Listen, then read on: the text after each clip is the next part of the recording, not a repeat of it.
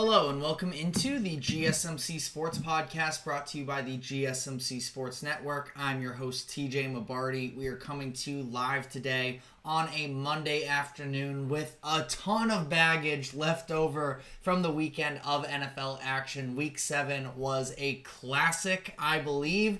Tons of great games that we are going to be diving into. We're going to be starting off with the Sunday Night Football matchup between the Pittsburgh Steelers and the New York Jets, in which we saw Russell Wilson start his first game of the season, where he started off a little bit shaky, but worked his way back into rhythm, and ultimately the Steelers ended up pouring it on the Jets as they continue their spiral on the other end of things. So we're going to be talking about this game from both perspectives. We are then going to be diving into some of the other afternoon games from what was really an incredible slate. We're going to be discussing the Super Bowl rematch between the Chiefs and the 49ers. Neither one of these teams necessarily at the peak of their powers, given some of the injuries that have occurred. So we're going to be talking about what we saw from that game as well and sort of the long-term implications there.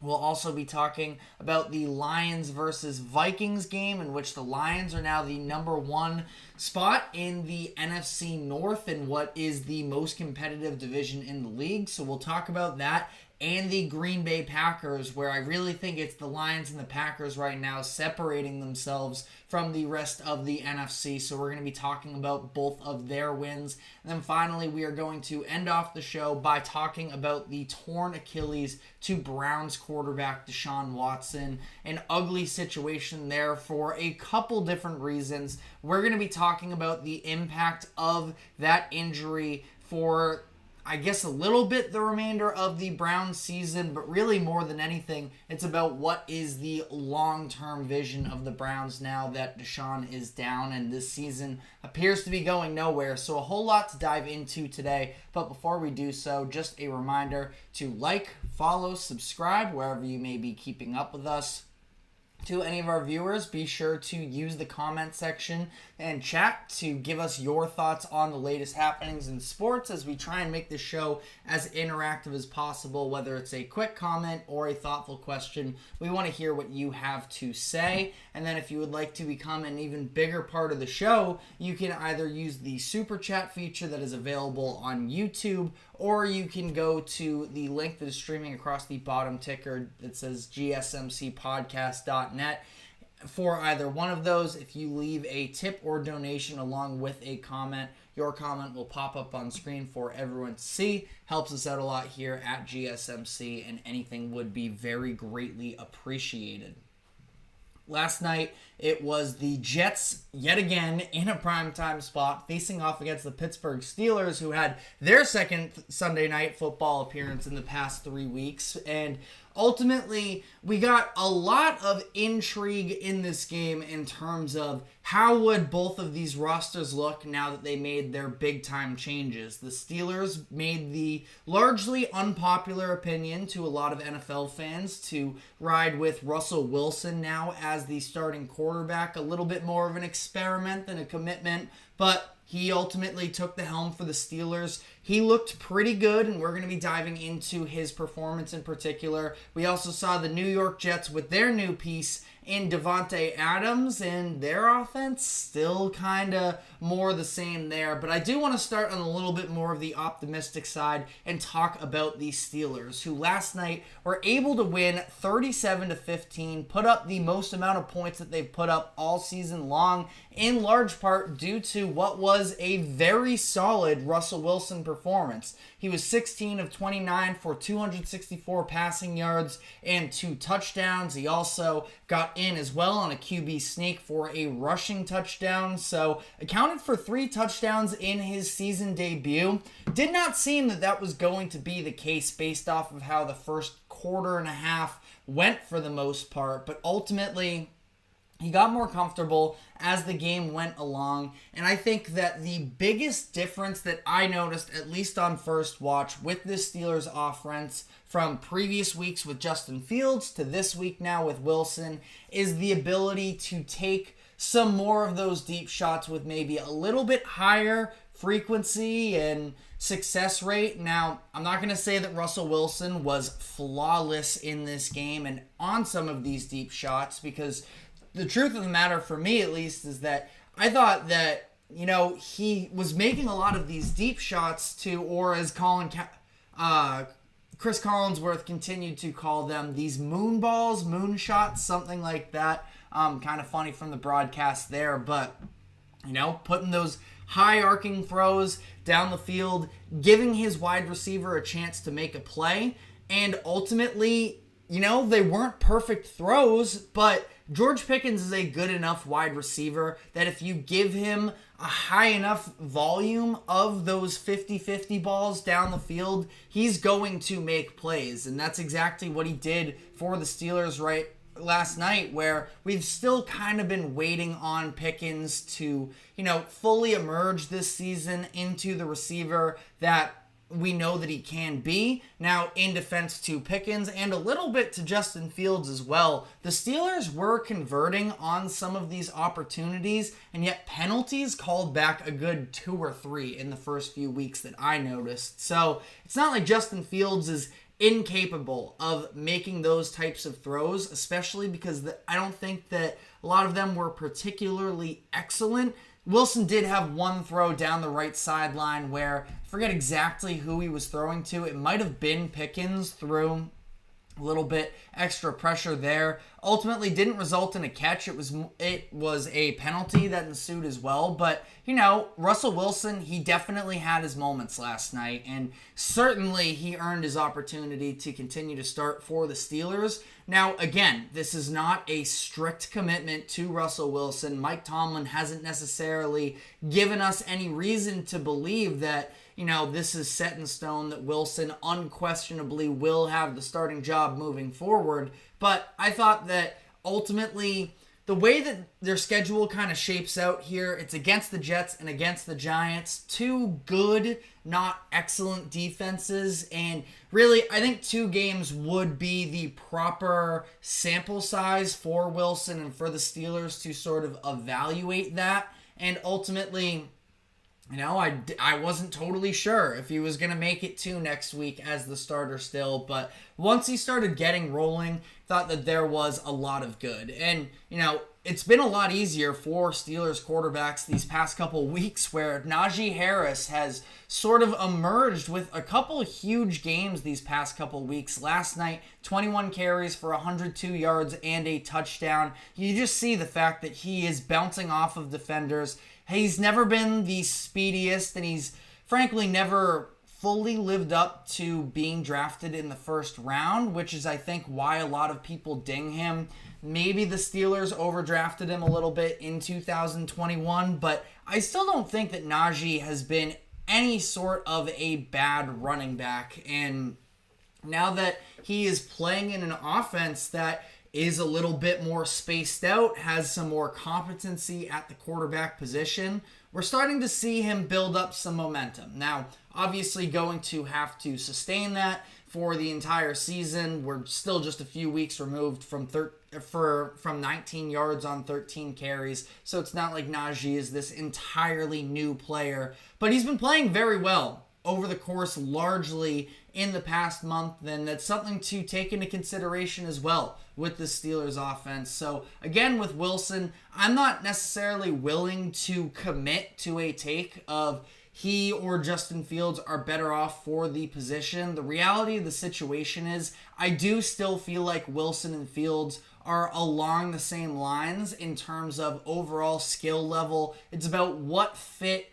best slides into what the Steelers are trying to do. What do they want their offensive identity to be? And while Justin Fields, he has a lot of the highs in terms of him being mobile, him being able to be a factor in the run game, so, in some of these design runs, and especially in the red zone. That being said, though, the red zone efficiency hasn't been great for the Steelers up to this point in the season. Russell Wilson last night able to lead the Steelers to a pretty good red zone touchdown percentage. They went 4 of 6 last night. Definitely a positive to build off of. And again, like I mentioned, those more more frequent downfield shots. Something that I thought is sort of worth noting as well. We highlighted this weeks ago now with Justin Fields' first few starts, where early on it was very much centered around throwing to the outside, not targeting the middle of the field, and that's where we saw Fields start to have some of his issues as the season went on. Russell Wilson last night, similar to Fields, 0 passes at or inside the hash marks in the middle of the field. So I feel like we are probably going to see the Steelers sort of loosen up the restrictions on him a little bit next week against the Giants and just sort of see what they have there. Because like I mentioned, it's the Jets and then the Giants, 2 good, not great defenses, and then it's a bye week. And then really from that point on, I do feel like the Steelers have to commit to one direction or another. Right now, I mean, it's not perfect, but they had a little bit of wiggle room based off of some early season success that they were able to sort of take their time with this decision. Tomlin, again, still hasn't set anything in stone up to this point, but the offense looked very good last night, 409 yards. Russell Wilson looked good, and for whatever it works, for whatever it's worth, you see some of the shots that were taken on the sideline last night of it's George Pickens with his arms around Russell Wilson and Najee Harris. The team seems to be resonating there. Again, just a 1-game sample size. We'll see, but I think Steelers fans should be feeling pretty optimistic about how last night went for them and with Russell Wilson moving forward. Now, on the other side of this, the New York Jets. Really disappointing game from them, of course. It's the entire situation is the reality of the situation, and their defense has been good at times, but more times than not, we've seen them struggle to protect the run. Their secondary has been dealing with injuries all season long as well, so they're not getting quite the lockdown coverage that they were anticipating coming into the season on the back end. So, defense, not great. We already knew that. The offense taking very little steps forward is definitely discouraging, and for whatever it's worth as well, I'll have to go back and rewatch another time.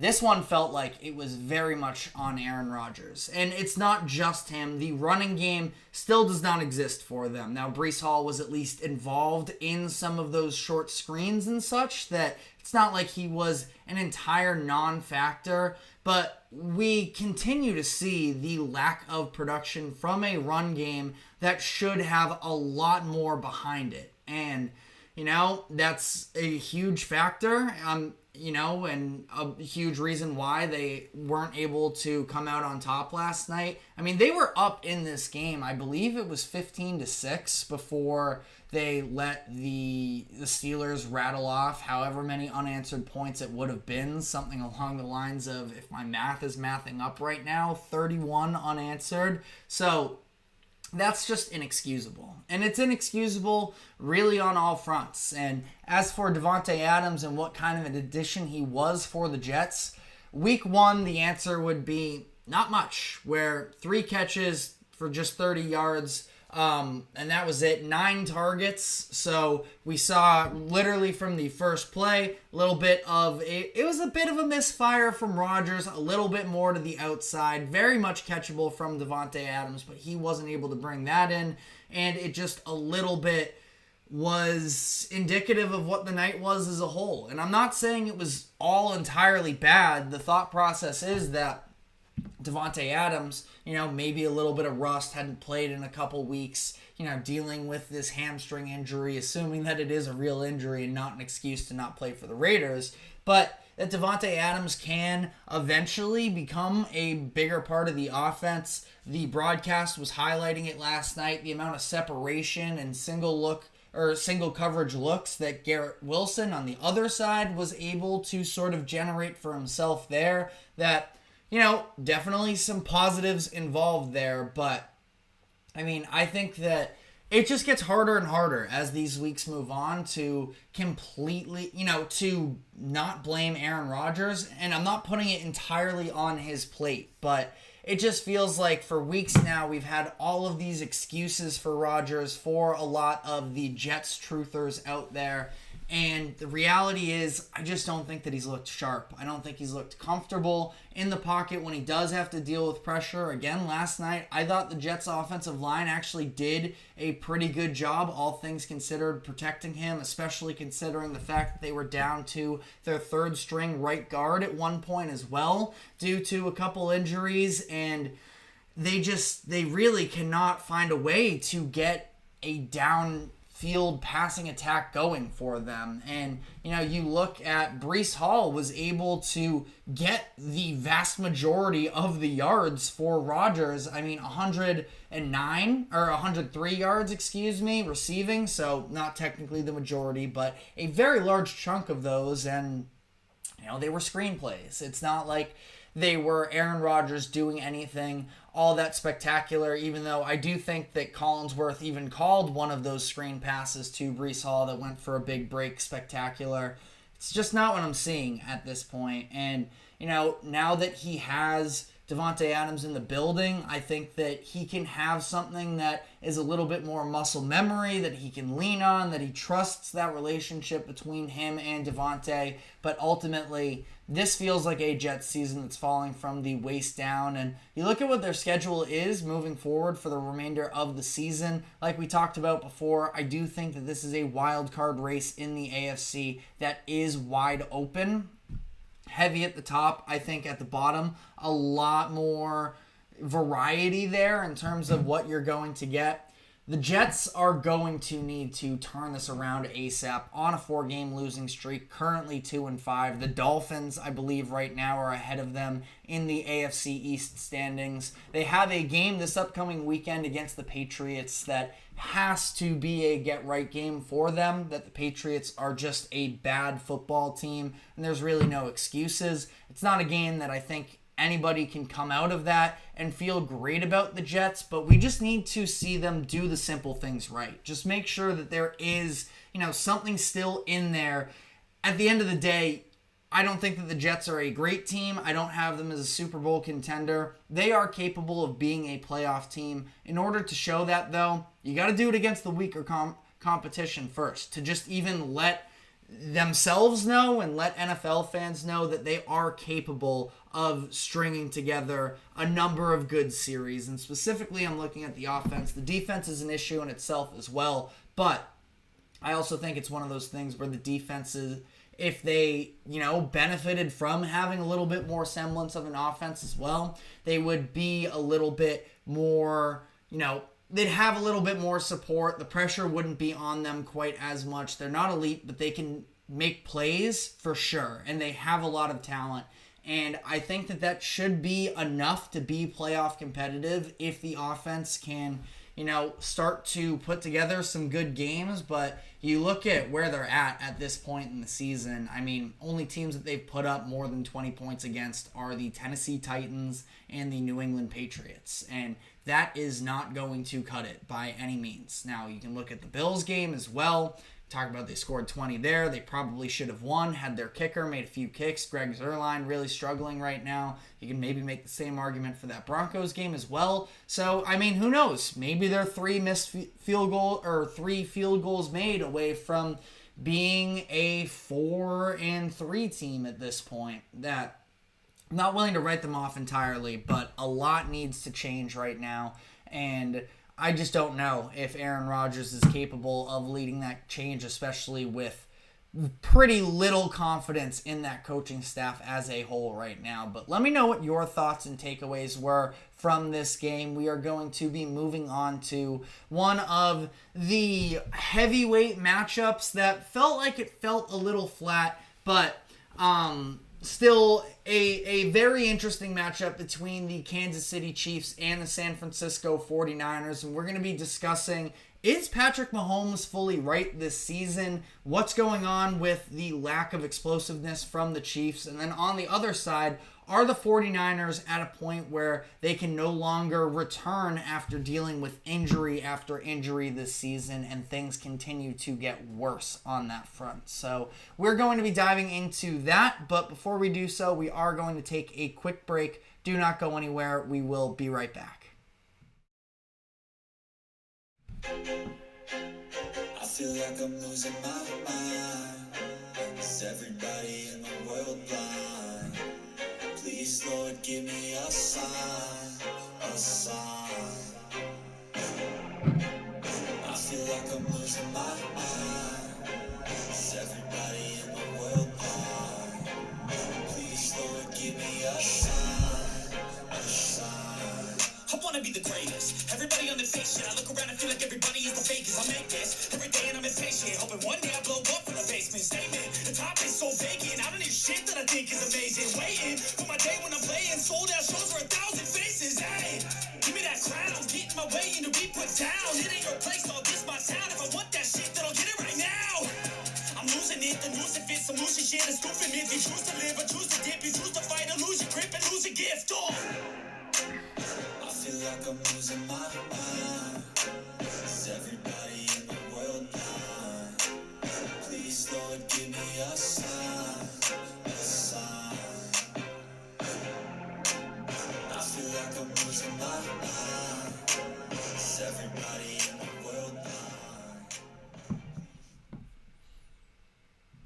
Welcome back into the GSMC Sports Podcast, as we're now going to be talking about yesterday's Super Bowl matchup between the Kansas City Chiefs and the San Francisco 49ers, in which the Chiefs were able to remain undefeated. Now, I believe with the Vikings losing, the last remaining undefeated team to start off the year, as they win 28-18 in San Francisco.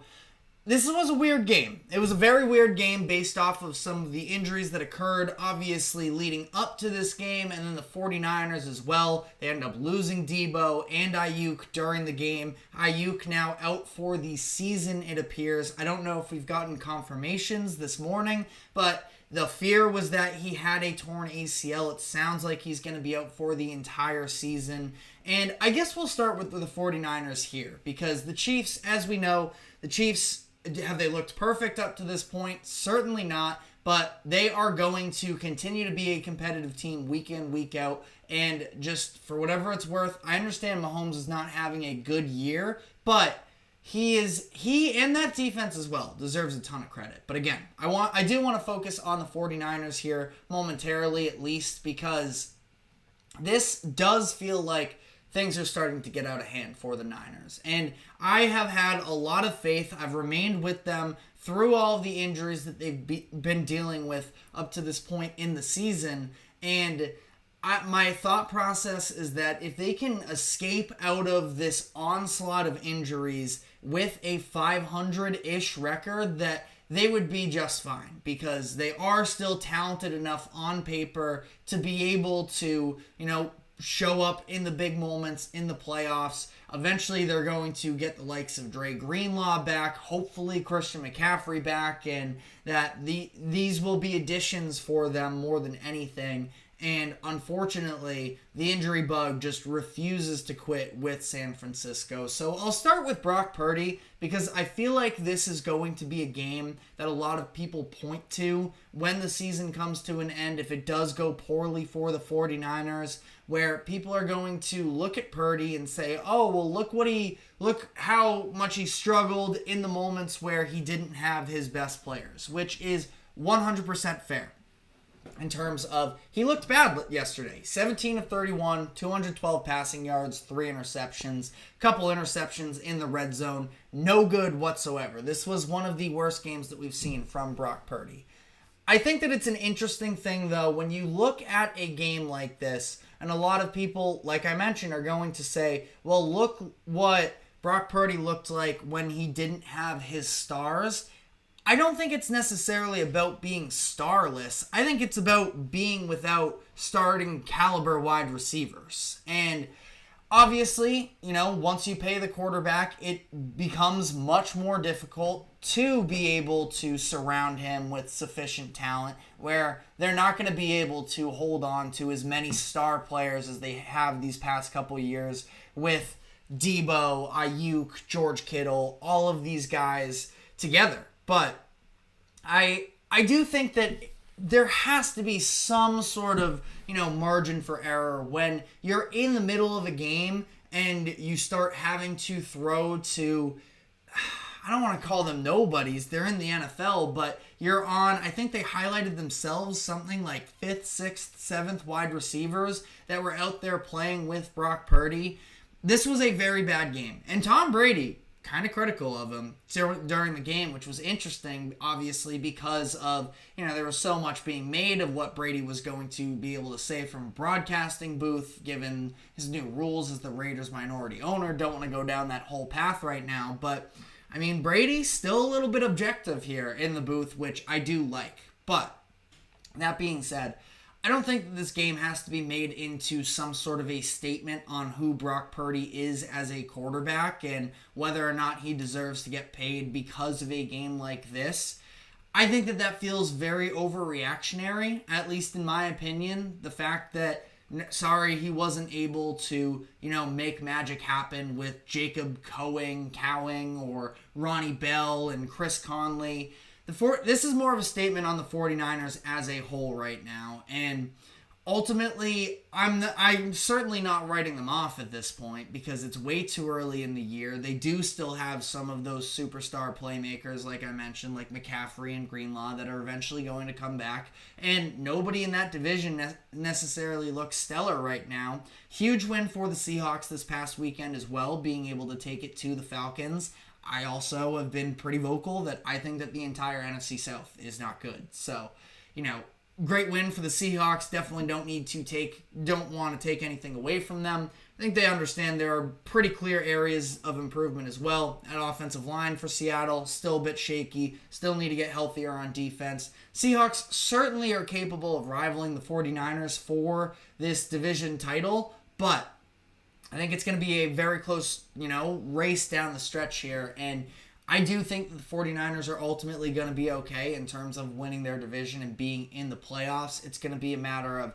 how healthy are they going to be when we eventually get there. But on the other side of this, for the Chiefs, I suppose, as well. And I guess even before we move that, kind of tying these two things together is, I understand there's a lot of excuses for the 49ers with these injuries, and again, I just made the excuses myself in terms of Brock Purdy. But for the 49ers, this feels like a game where they kind of had to win this game in terms of being able to get that monkey off of their back with the Chiefs, staring them down, being able to have their number over the course of these past few years. And I don't want to say that because they couldn't win a regular season game in late October, that if things came down to a Super Bowl push, that the 49ers wouldn't be able to do so.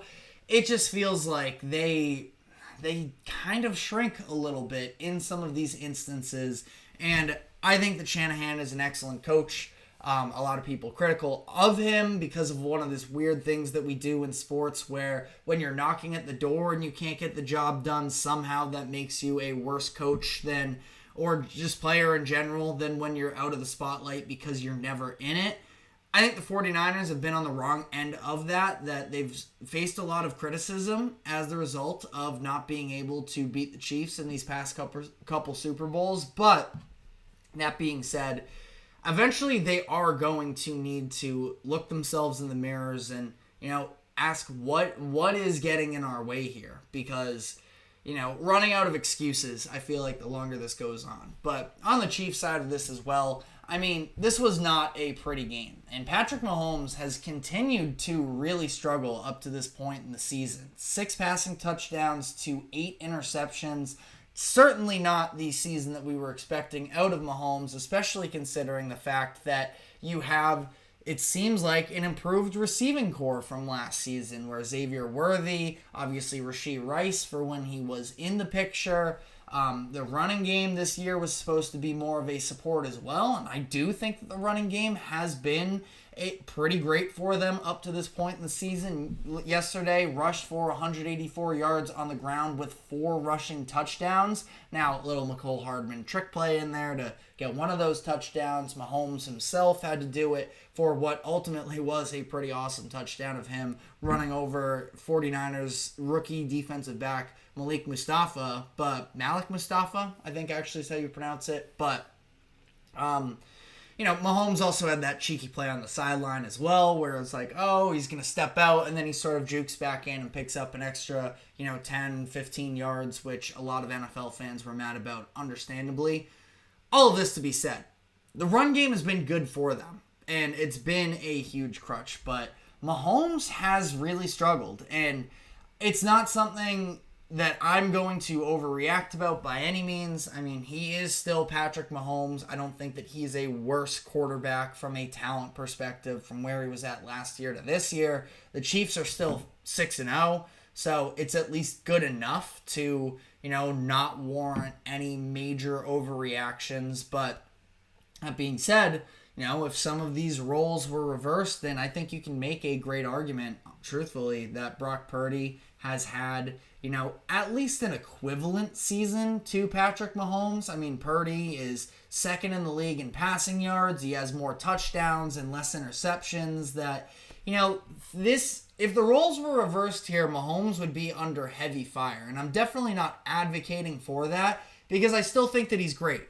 But he's kind of skating his way through the first half of the season in what has been pretty ugly for him. And I just wonder, what is it from the Chiefs that they're going to be able to magically unlock now moving forward? I think that Rashee Rice would have been massively important for him. A lot of these Mahomes interceptions, of course, came before even, Rice went down. Rice even went down on a Patrick Mahomes interception. So,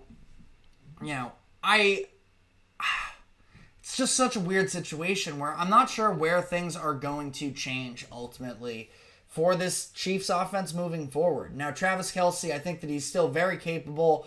If there was any lock yesterday, it was that the 49ers weren't going to let Travis Kelce run all over them. That, I'm sure, was the number one talking point defensively from the entire week. Maybe it should have been as well about not letting Patrick Mahomes get outside of the pocket. That's sort of a different conversation as well, even though Mahomes, when he's up around that line of scrimmage, is an enigma, because is he going to, he had one of those little flip passes, I forget exactly for who it was to exactly, but Mahomes, he has those flip passes, he can hit you downfield, he'll run. Again, there's no easy solution for that, but all of this to be said, I do think that the Chiefs ultimately are going to need to make some sort of a move, even if it is marginal. I'm not expecting them to go out and get some sort of a superstar. The whole Devontae Adams situation never really added up to me in terms of who the Chiefs could go make a push for. And,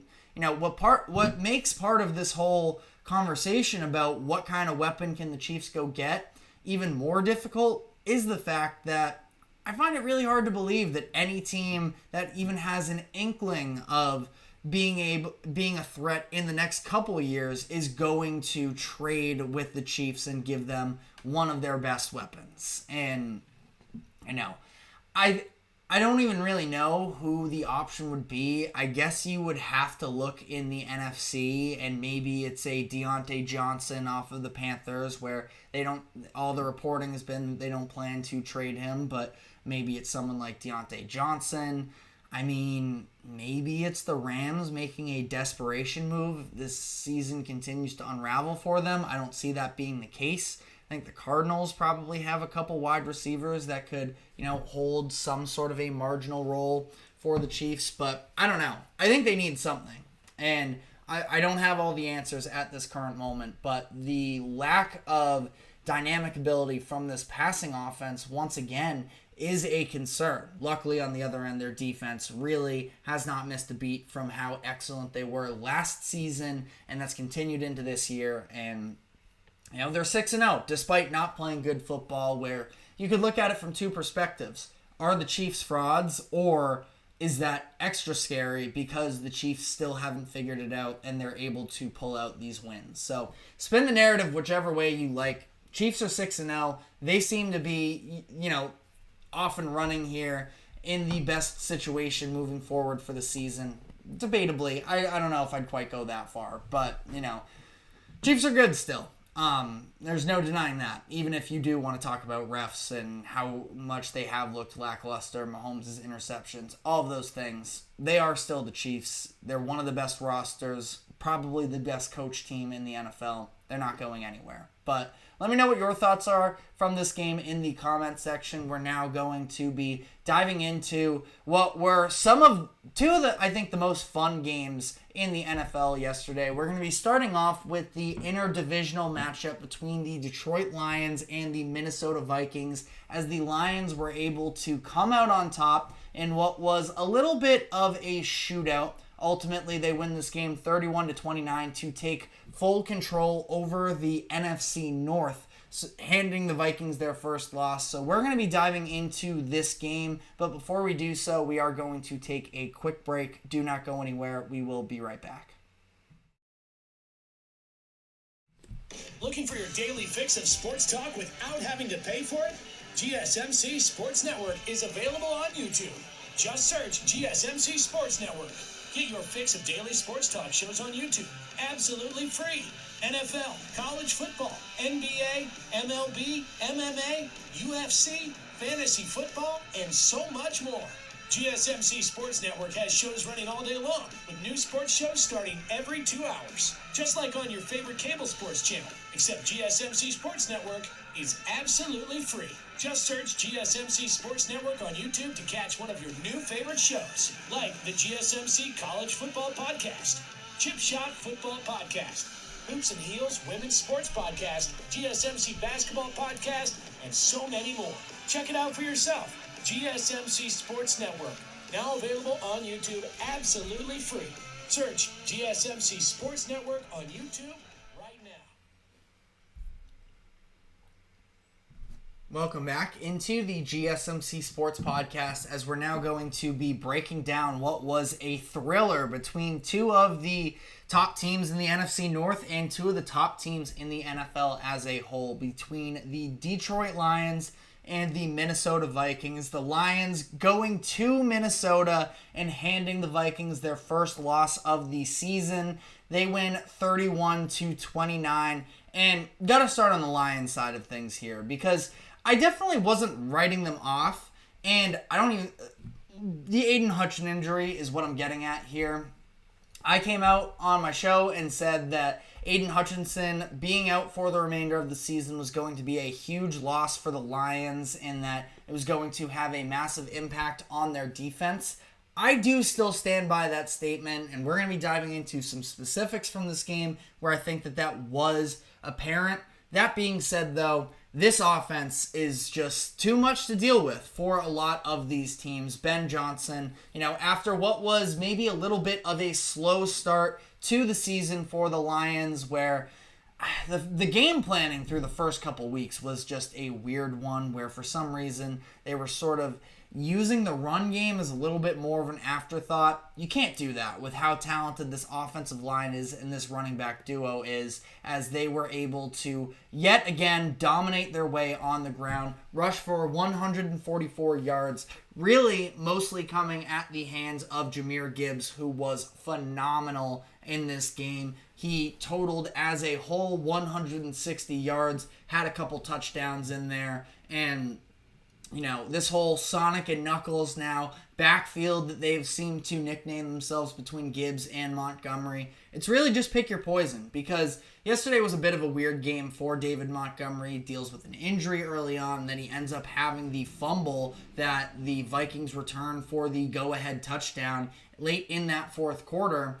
And they just went back to their other, I'm not saying that he will make All-Pro, but, All-Pro caliber running back in Jahmyr Gibbs, who really iced this game for them, did a lot of his damage, as the Lions got up the field for that what went on to be the game-winning field goal. Jared Goff, incredible once again, 22 of 25 for 280 passing yards and 2 touchdowns. I mean, Goff has just been so accurate these past few weeks and just delivering the ball on time. The pocket presence that he showed, there was that one play in particular where you had Jonathan Grenard basically coming off of his backside, getting his hand down the jersey essentially of Jared Goff, and him just being able to hold firm, step up in the pocket and deliver a throw downfield as well for a big pickup.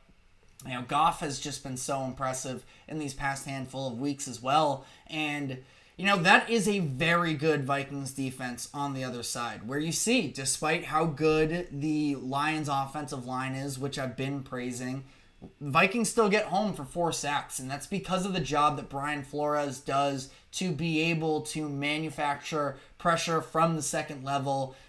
You get 3 of those 4 sacks coming from linebackers at that second level. Ivan Pace and Andrew Van Ginkel both combined for 3 of the 4 sacks there, and it was very fun.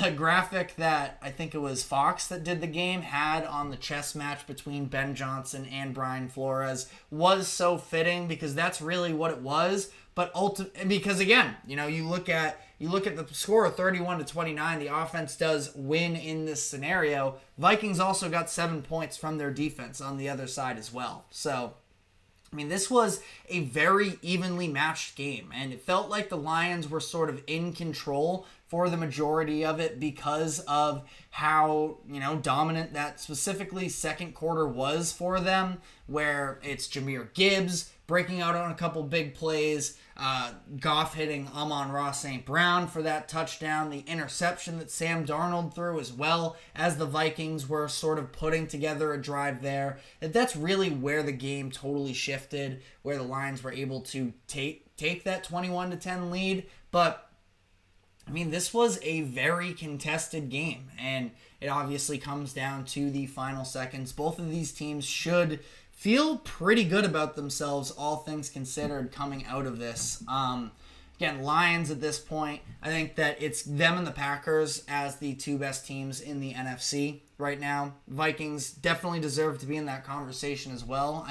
They lose a very winnable game, close game, and they fall to 5-1. They are still very much in the mix of everything here. I don't really even know where I would go to criticize the Vikings. Again, their defense was able to get pushed around maybe a little bit.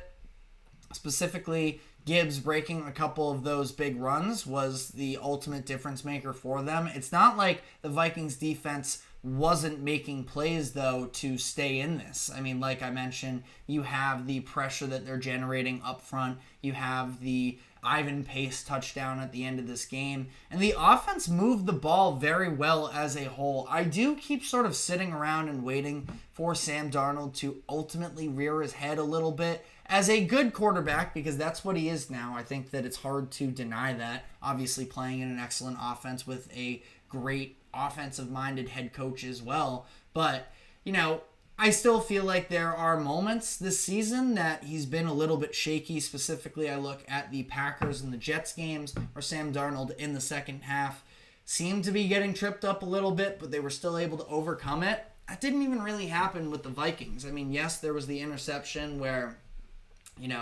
was just misreading the defense, where you saw it was Terrion Arnold passing I'm blanking on I think it was... I'm forgetting exactly which wide receiver it was on the Sam Darnold interception at that point. But basically the defense just...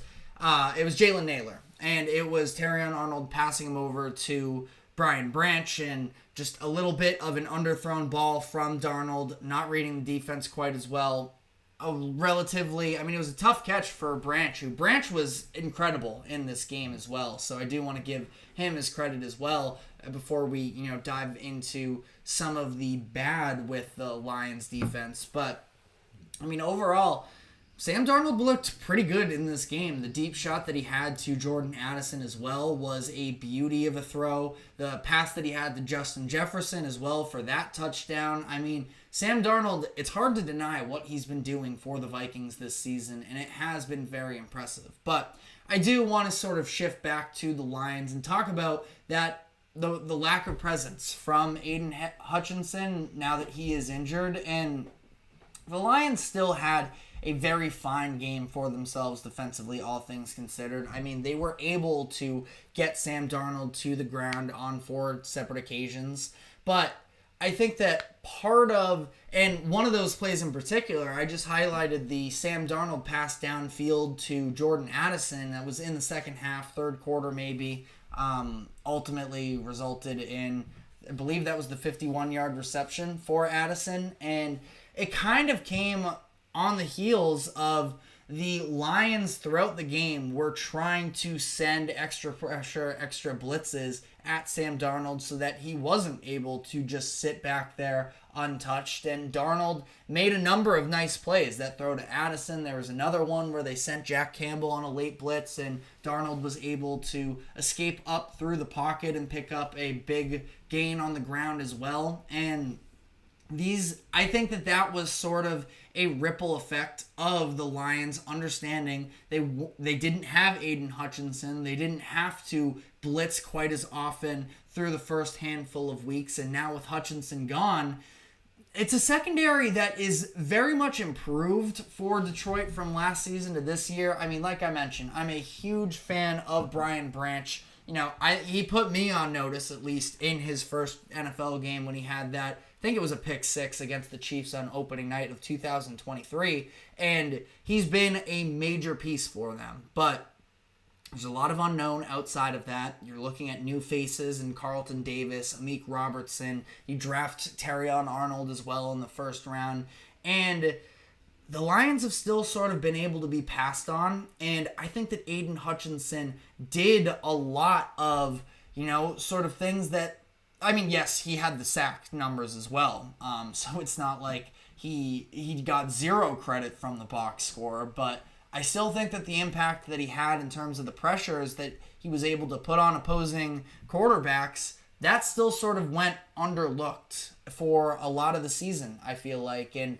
now that he's gone, we'll see what the plan is for Aaron Glenn, I want to say, is the defensive coordinator for the Lions. Aaron Glenn. That he decided to send a little bit more manufactured pressure in this game against the Vikings. Didn't really work out for them. I mean, it was fine. Ultimately it was 244 passing yards for the Vikings, which isn't anything, totally unreasonable either. But gonna be a little bit of an interesting, balance to strike for the Lions defense moving forward here. And then the final note that I did want to add on to this game as well is welcome back, Aaron Jones. The Vikings definitely missed you. I think that this Vikings offense is really a different animal when Aaron Jones is in the backfield for them. We've talked about this multiple times throughout the course of this season. The fact that the Vikings were one of the worst rushing offenses in the NFL last year. Adding Aaron Jones has been a huge plus for them. He's able to rip off a 34-yard touchdown on his first touch of the game. He finishes this one 14 carries, 93 yards, and a touchdown.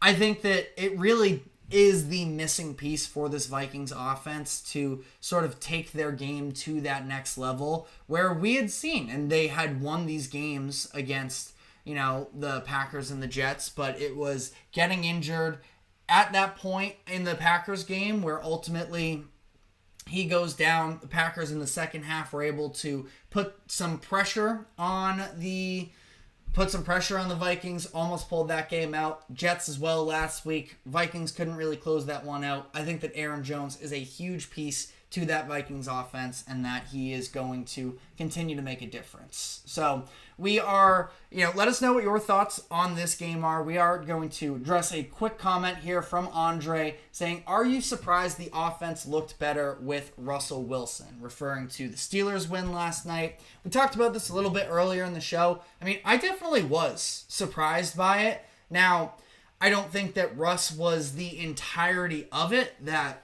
I do feel like a lot of that sort of has to do with the Jets defense being a little bit fraudulent. I'm not saying they're bad, but they're certainly not elite at this point. I think that's safe to say. Najee Harris had a huge game as well. I was surprised more so with the play than Russell Wilson himself.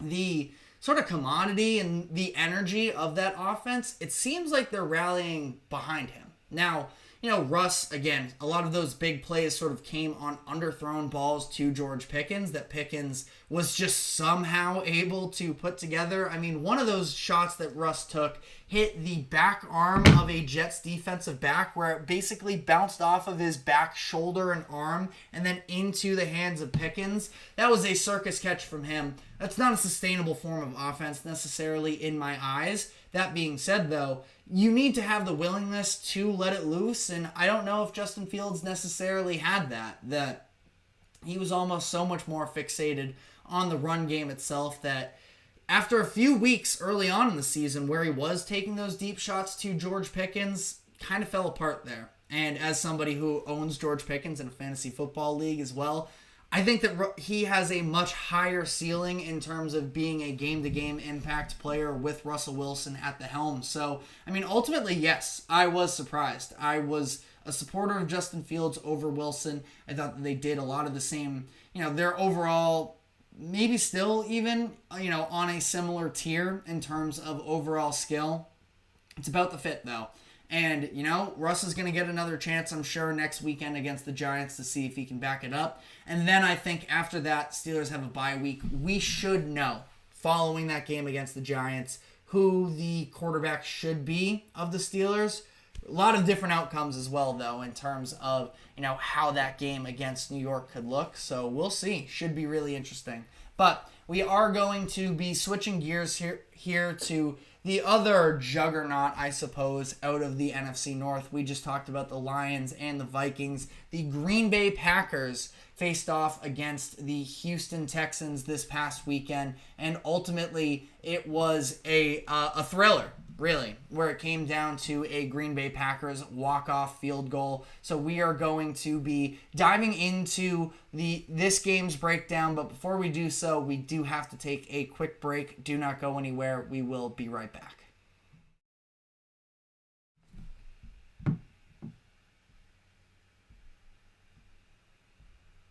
For the best and latest podcasts available anywhere, go to the podcast app on your cell phone and type in GSMC to access free content-rich podcasts on health and wellness, book reviews, sports, entertainment, relationships, social media, movies, technology, finance, and even weird news. Subscribe and download the GSMC Podcast Network's family of shows, available everywhere podcasts are found.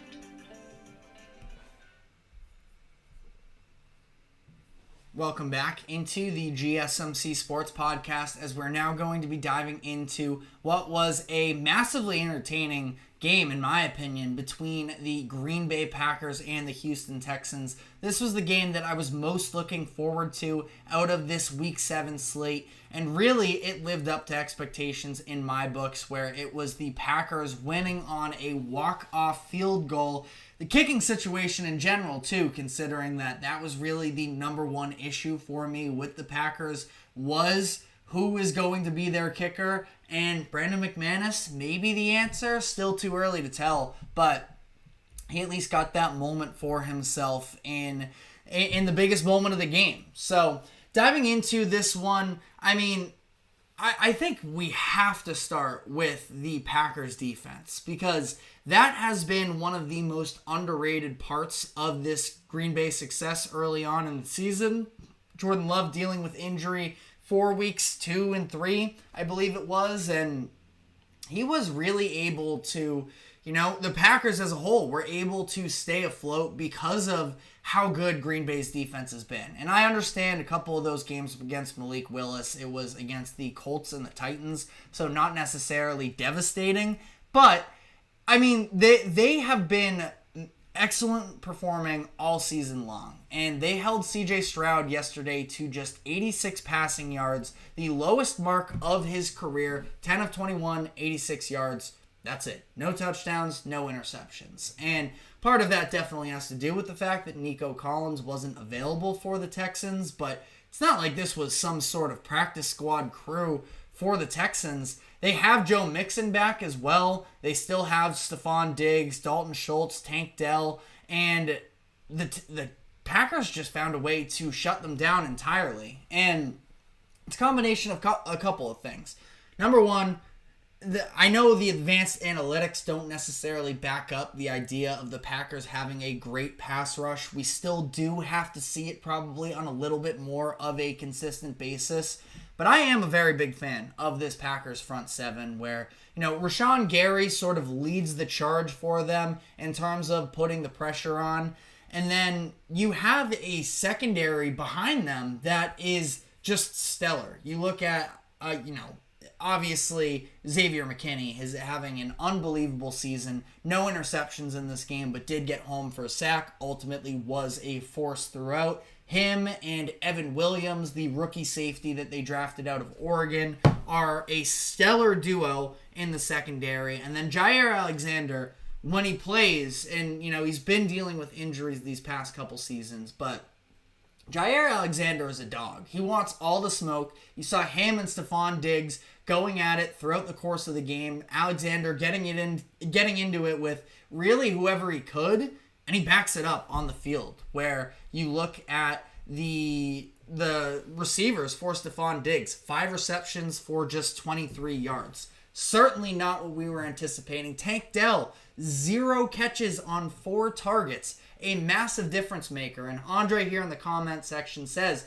McKinney changed this defense for us. And I loved the investment at the time because for so many years we talked about the Packers and, with Aaron Rodgers, definitely, because God forbid it's ever on him. And the defenses for a while on Green Bay were pretty lackluster. But now they have a really great group over there. And you talk about, the talent that they have in that secondary, and they're just able to sort of allow the front seven to send all of these different pressures. And, there are stunts and such. I was a huge fan, by the way, yesterday of rookie linebacker as well, Edgerrin Cooper. He has been a very nice addition to their defense as well, where it's what comes up in the box score for Cooper as well, but just some of the other plays that he was able to make in terms of being in the right spot,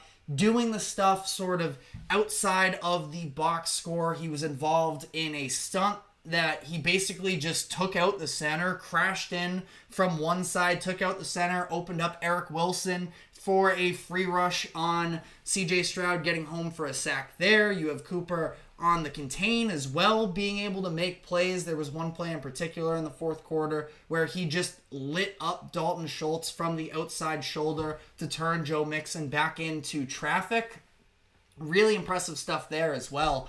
And I think that Jeff Hafley, their defensive coordinator, deserves a ton of credit for, yes, it's going out and investing into star players like Xavier McKinney. That's a bit of an obvious as well, but to be able to have all of these different players sort of stepping up, taking on roles for them in Evan Williams, and you have as well Edgerrin Cooper, and then Javon Bullard, another rookie that was contributing for them in yesterday's game as well. So I've just been blown away with what we've seen from Green Bay's defense. And, the offense is a little bit of a given. Now, Jordan Love still hasn't been excellent necessarily this season. There is still a little bit of an erratic, tendency with him. He's a gunslinger for sure. And, some of the decision making, I just feel like he needs to breathe in a little bit. Obviously, the Packers season last year ended on a bit of an erratic decision of him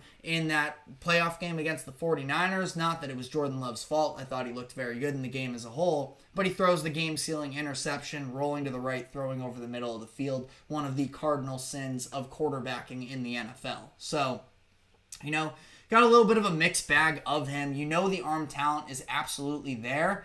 So maybe a little bit of an interception problem up to this point where he's at 8 interceptions and I believe he's only played in 5 games. So would certainly like to see him settle down on that front. But this offense as a whole, when it's clicking, is just so good. And now we have Romeo Doubs I still would be so curious to know behind the scenes sort of what was going on there for that brief little hiccup there. But Dobbs has looked like a wide receiver one these past couple weeks, and that sort of goes back to Matt LaFleur's philosophy coming into the season where he thinks that they have multiple wide receiver ones, and Jaden Reed has certainly looked like a number one option for the Packers in stints this season. Romeo Dobbs, like I just mentioned, having a big moment there.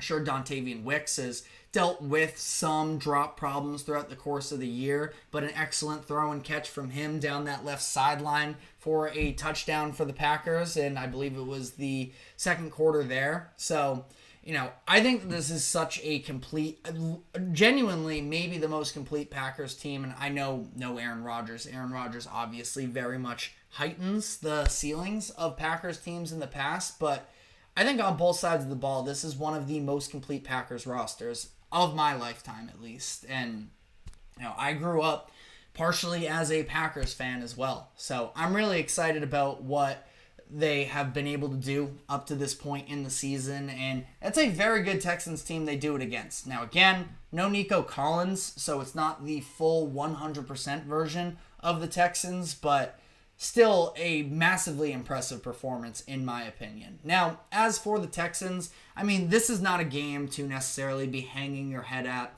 You're down your number one wide receiver. You're still able to compete with a very good Packers team that I think, again, I'm sort of going out on this now. I think we'll see. We'll see. I have a couple days until my power rankings. Packers and Lions are going to be vying for that number one spot in the NFC. Haven't quite decided where I land there yet, but that's, top of the class, really, that the Texans were able to hang in there with. It's disappointing for sure. And Andre in the comment section here asking about Tank Dell and what's going on with him. He did drop a couple touchdowns yesterday.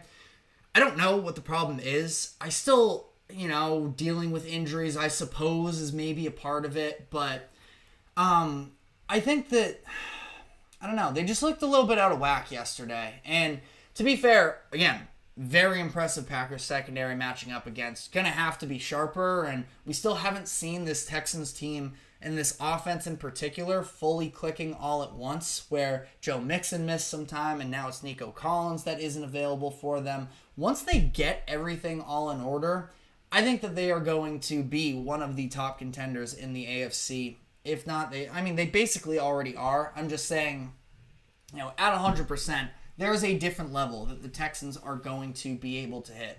And Joe Mixon has been killing teams all year when he's been available.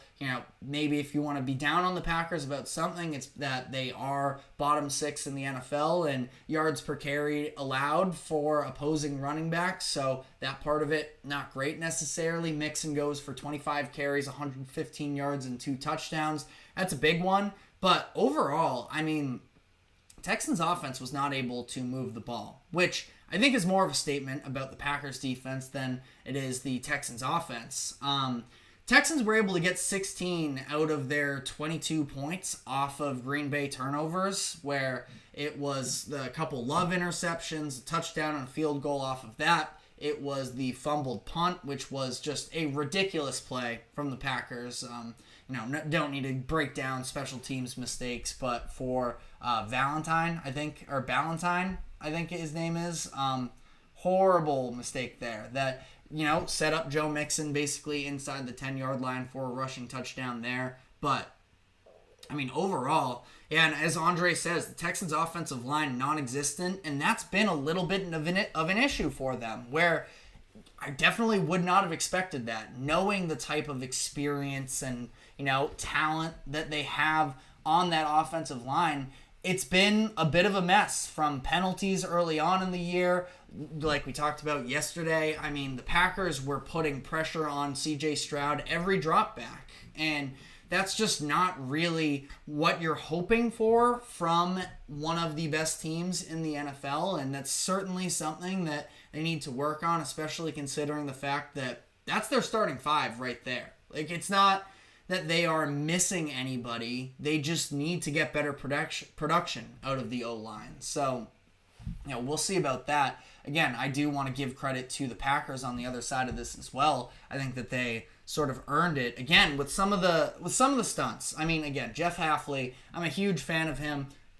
I live in Massachusetts, grew up watching Boston College football, watched him at Boston College for a handful of years. He gets the promotion from BC head coach to Packers defensive coordinator this year, and I think that he has been stellar up to this point, the way that he is having this Packers team firing right now. And it's not like it's been perfection out of them all year long. In particular, that Vikings game for the first half, not great. But also definitely had to do with the turnover issue from Jordan Love, which he needs to clean up. But I do think that he is going to settle down, certainly, at some point here. And this is a Packers team that is very scary to mess with moving forward. And I do think I am rooting more than anything right now for a Lions-Packers NFC Championship game. I think that game would be a great game. I think it would have all of the emotions, the storylines behind it. So that's just sort of, we're talking coming out of Week 7. Technically, Week 7 still going on. But something that in the future, I want to see a playoff game between those two teams. But, let me know what your thoughts are in the comments section, as we are going to be taking our final break of the show, and we're going to be diving into the messy situation, you could call it, with Browns quarterback Deshaun Watson after he tore his Achilles yesterday in the Browns' loss to the Bengals. So we're going to be talking about sort of, is that the last that we saw of Deshaun Watson starting in a Browns jersey? What are their next steps from here, both from this season and long term? We're going to be diving into that, but before we do so, we are going to take our final break. Do not go anywhere. We will be right back.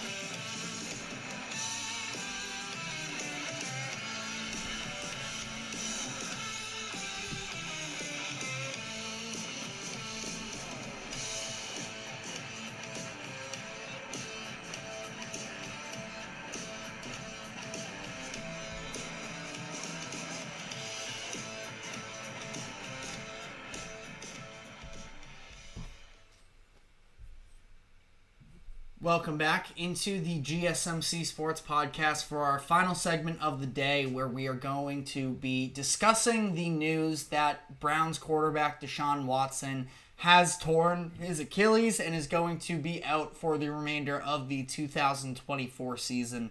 I'm going to avoid as much as possible talking about the off-the-field stuff with Deshaun Watson, because I am not trying to catch a lawsuit of any sorts talking about this, all of these allegations and such.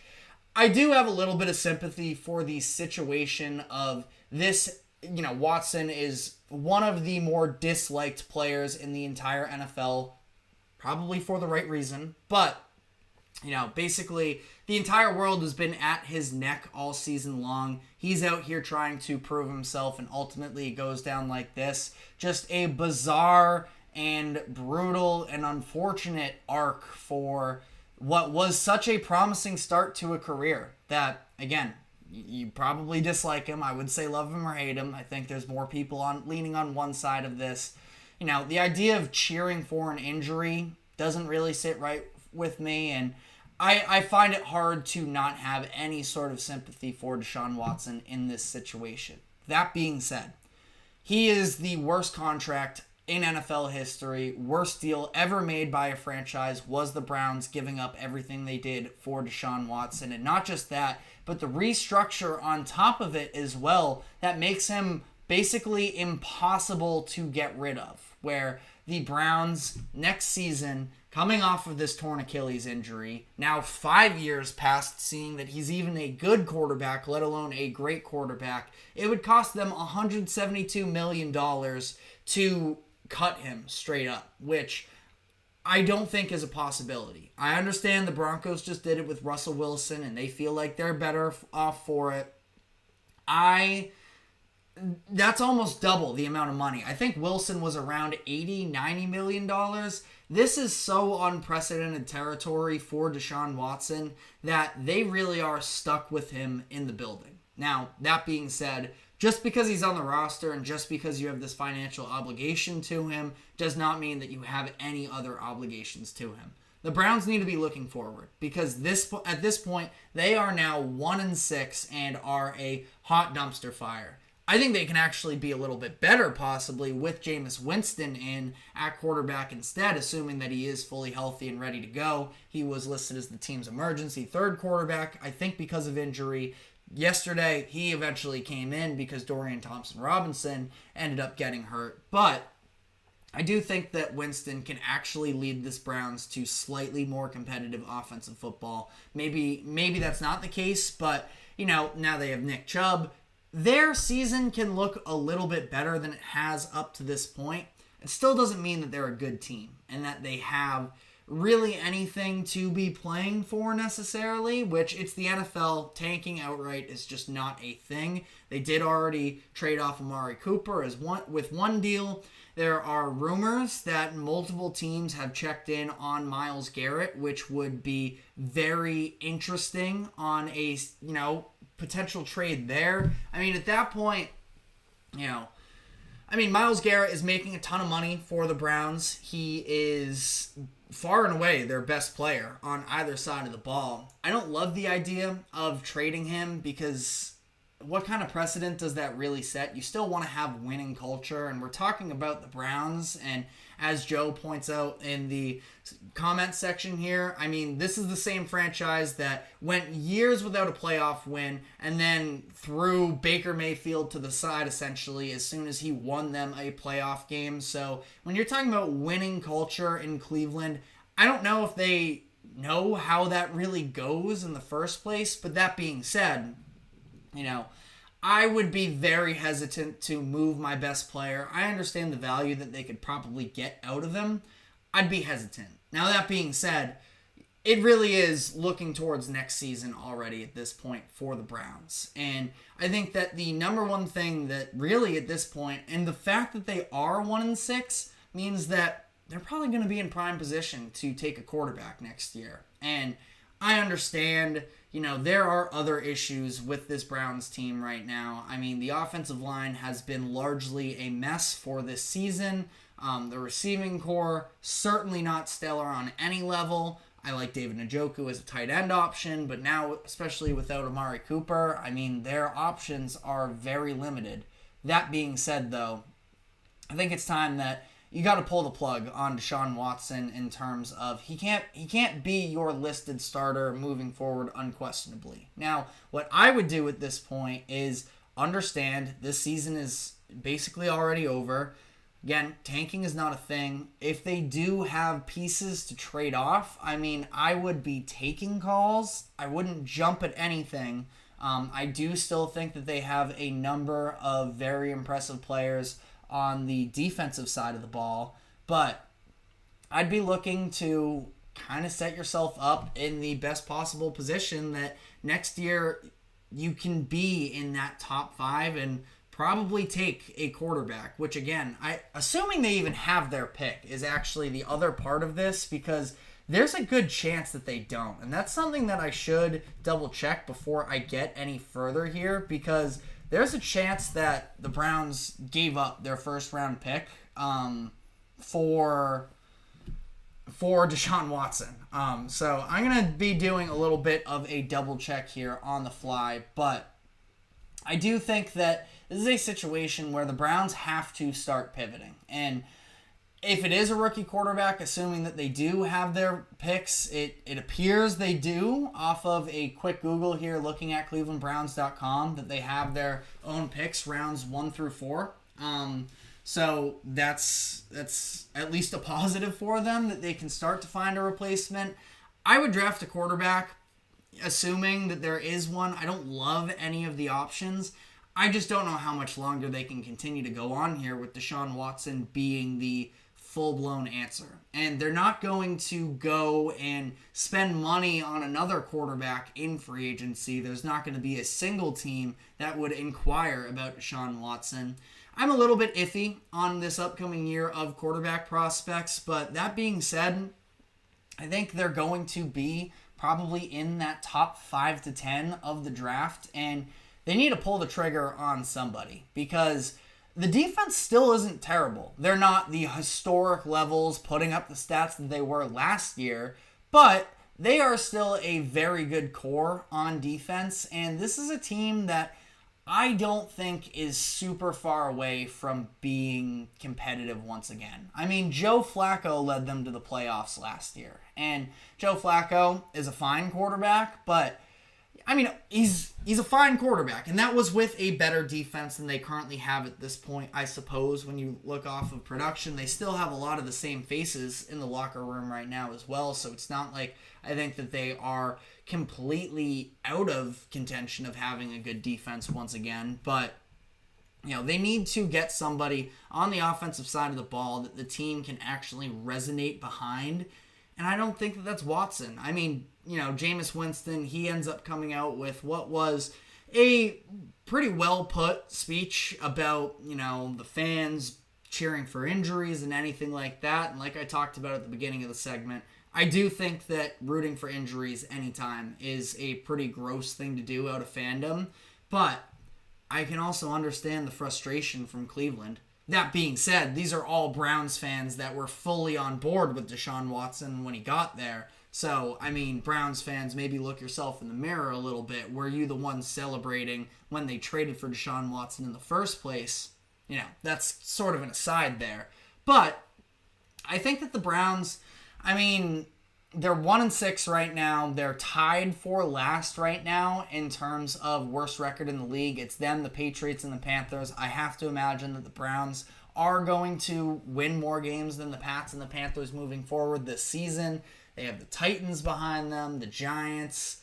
The Browns are very much in that top 5 range, and I think that they just have to pull the trigger. And I would probably come out next season, assuming that you feel confident enough in your infrastructure, saying that, you know, X quarterback, whether it's Shedeur Sanders, Quinn Ewers, whoever it is, it may be, that they are the day one starter, or that they're competing in camp with Deshaun Watson. Again, from a team morale standpoint, I mean, really, and the fans have showed this, and, you know, I think it's important for the team.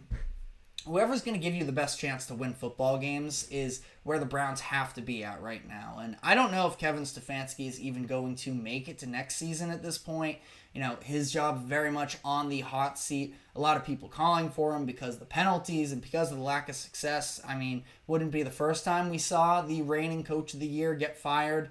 I don't know if it could be the right move. I don't want to, you know, plant my flag in pro or anti-Stefanski. He's done a lot of good in the NFL since taking over for the Browns, but just tumultuous front office decisions have continued to haunt this Browns team for decades. And I don't know, at a certain point, I mean, again, you move off of Baker, where he had given his everything. He played through that final season dealing with injuries, and you invest so heavily into a quarterback with the checkered history that Deshaun Watson has. At some point, call it karma, just call it, I don't know, they got what was coming to them to some degree.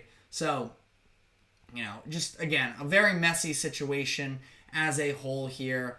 And the Browns, they're looking forward to next season already. But let me know what your thoughts are in the comment section, what you think they should do. Again, if there's one thing I know, it's that eating $172 million just to get somebody out of your locker room, that is too far of a price, I think. And, also with the Broncos part of it as well, like with him and with Sean Payton and Russell Wilson, it was very public, the behind the scenes of Payton and the coaches trying to get Russell Wilson to sit so they didn't have to pay him as much money. That was so ugly in terms of a chemistry standpoint.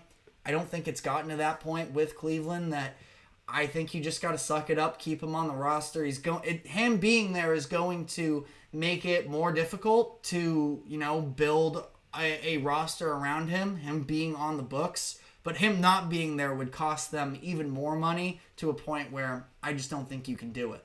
I do think that there is a great chance that Deshaun Watson has started his last game for the Browns. If I were to make a bet, I would say that, barring some sort of injury to ex-quarterback that they go out in the offseason, I feel like the Browns' plan for next year is going to be having somebody else at the helm. But let me know what your thoughts are in the comments section. That is all the time we have for today. Thank you very much for tuning into the GSMC Sports Podcast. Thank you to the GSMC Sports Network for allowing us to host this show. Remember to like, follow, subscribe, wherever you may be keeping up with us. Be sure to check us out on social media as well. And we will be back same time as always at 2 o'clock p.m. Eastern tomorrow. We'll have some breakdowns on the Monday Night Football games from tonight and more.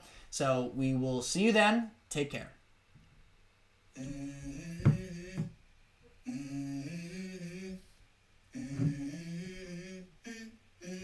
Let's go. I wake up to a little bit of drool on my pillow, feel like it's gonna be a bad day. Yeah, I'm tired of